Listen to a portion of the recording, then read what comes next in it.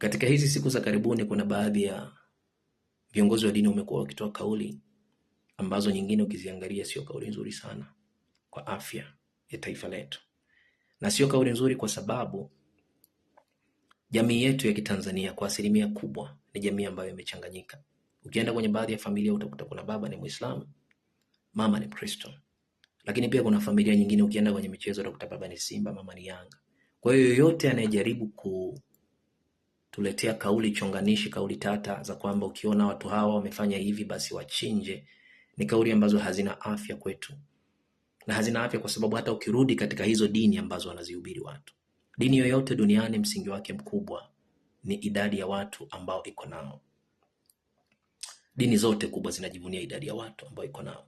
Na ndio maana hizi dini zinakuwa zinahubiri, zinafanya makongamano na mihadhara kwa sababu tu zinataka ziongeze idadi ya watu wafuasi kwenye hizo dini, lakini pia zinahubiri kwa sababu zinataka ziimarishe viroho za wafuasi ambao tayari wako nao.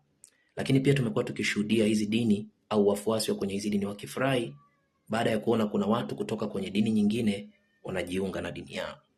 Tumekushuhudia Waislamu wanafurahi wanapoona huyu ameslimu ameingia kwenye dini yao. Wakristo na dini nyingine pia zimekuwa zikifurahi baada ya kuona watu wapi ambao hawakuwa wa imani yao wametoka huko wamejiunga na imani yao. Sasa hii inatupatia picha gani? Kwamba kama kuna watu wanahama kutoka dini moja kwenda nyingine, tafsiri yake ni kwamba wewe ukija ukiniua mimi, unaweza ukawa unaua Muislamu mwenzako mzuri kabisa ambaye angejiunga na dini yako kesho na kesho kutwa. Wewe Mkristo ukiua Muislamu, inawezekana ukawa unaua mwinjilisti mzuri, padre mzuri, ukawa unaua mtu mzuri sana mwenye uwezo ambaye angekuja kujiunga na dini yako kesho na kesho kutwa.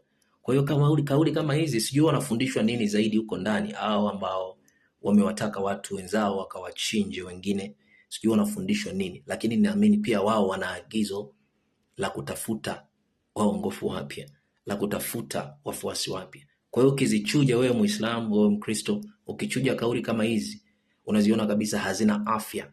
Hazina afya kwa dini yako, hazina afya kwa mustakabali na amani ya nchi yetu. Kwa hiyo kauli kama hizi ni za kupuuzwa. Tupendane kwa sababu mimi naweza nikawa wa kwako kesho na wewe pia unaweza ukawa wa kwangu kesho. Tuishi hivyo. Asante.